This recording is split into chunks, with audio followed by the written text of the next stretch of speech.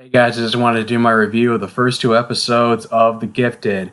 Um, see, and their titles are known as Exposed and RX. So I don't know. It's not clear like what point in the timeline this takes place in. It's kind of hinted that it may or may not take place before the events of Logan in that timeline after Days Past reset it. Because it featured the opening features Claire Clarice Clarice Fong, also known as Blink, who was in Days of Future Past, escaping from prison with the help of Mutant Underground. They mentioned the X Men and the Brotherhood, but they said they're no way they don't. They said they don't know if they still exist anymore.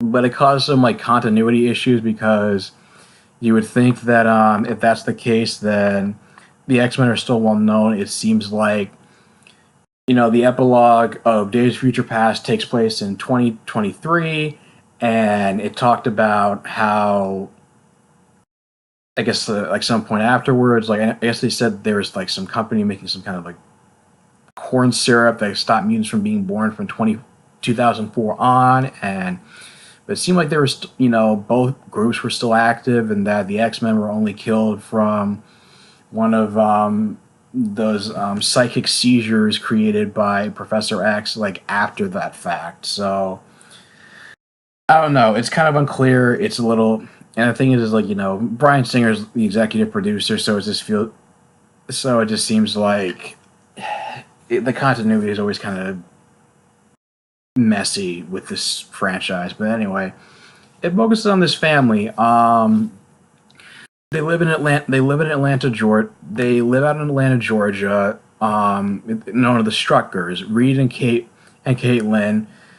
They have to deal with and mentioned during Blink's escape. Polaris, supposed to be Magneto's daughter, gets captured by the police, and Reed Strucker is played by Stephen Moyer from True Blood. He's a district attorney who prosecutes mutants, especially working on Polaris's case. And Amy Atker is a nurse from who you know from Angel and Person of Interest and Alias. And they have these two kids named Lauren and Andy who are, and basically they're just trying to like raise their like teenage kids. And Reed Strucker is like a district attorney who prosecutes mutants. But then, of course, because Andy is getting bullied at school, it gets to the point where during the school dance, it causes his powers to manifest. He basically totally erects like the school bathroom and the high school gymnasium where the dance is taking place. And it's up to Lauren to like sort of like protect everybody from the aftermath of from his brother's powers manifesting.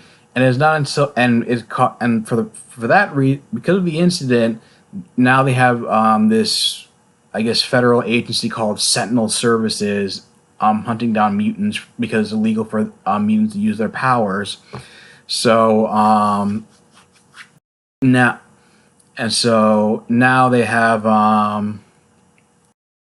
and it turns out Lauren's powers are manifested like prior to the series, and she was kind of kept it to herself until the incident. And I guess her powers are, I guess, creating like force fields, kind of like Sue Storm from the Fantastic Four in the comic books. And she's basically, and it's basically causes both Reed and Caitlin to go on the run just for the sake of protecting their children. And Reed have this like cognitive dissonance about because he's been so against mutants. And it seems like now that a crossroads where now is like the entire family's on the run from the law and trying to get their kids over the border to the point where they have to work with the Mutant Underground, whose members include Eclipse and Thunderbird. Eclipse was in a relationship with Polaris, and Reed reveals that she was pregnant, and that he agrees to help get her out of prison as in exchange for the user connections, in exchange for Eclipse and the Mutant Underground getting them across the border. And Blake is able to use their powers to help them get away from like the Sentinel services. But the problem is that this she's at a point in her life as like a younger version where she can't really control her powers, that it causes like a strain on her body to the point where she's not able to get everybody to escape from Sentinel services, and Reed Strucker gets captured. And the second episode you find out that, I guess in the flashback, they set it up where it's like they're like his mother is with the family during bowling night, and how he has to tell a guy and her and his daughter who uses her mutant powers in public, just to go home and not create another incident. And Lauren is asking, why are they the ones that have to leave? It's the people there that were picking on them before. And because they're interrogating Reed's mom, he has to agree with a deal with Sentinel Services that he will agree that they'll let him, I guess, like find his family in exchange for helping him bring down the mutant underground. And because I guess not Polaris, I guess you see like Polaris, who's like she's pregnant. She basically has this collar on her neck where she can't use her powers, and she's getting beat up. She can barely use her power except for briefly against uh, a prison inmate who basically just tries to like prison inmate just kind of like this alpha female, for lack of better terms. And you can tell when she's taking a shower that her hair starts to like turn green. I guess that's one way they wanted to. It's kind of a weird choice to how to they wanted to address the whole criticism of her not having green hair, but whatever. Um, I guess a major plot point of the second episode is that not Polaris, Blink's powers are she's kind of in this state of shock from being injured from trying to get away from Sentinel services, and like, she keeps opening up portals in which I guess to like a specific street in which like the cop, I guess where like the cops seeing them, and they now they just think of SWAT teams. Every time she opens up a portal, they're ready to fire. And they have a guest star named Alina Santina as Dreamer, who can like manipulate people's memories, but she doesn't really manifest or show her powers in the episode. Um, but I guess like the thing is that now the Eclipse and Caitlin have to go to a hospital nearby, have her powers from manifesting it, and leveling up for the mutant underground, which is succeeded in doing. And and they managed to do so, we still haven't seen, I guess, like Stephen Reed Strucker still in prison. We don't see her interacting with Polaris yet. But I mean, I feel like the worst thing I can say is that maybe like some characters aren't as fleshed out as others, but it's like it's really hard to like find something wrong with this series. I mean, this had like an especially strong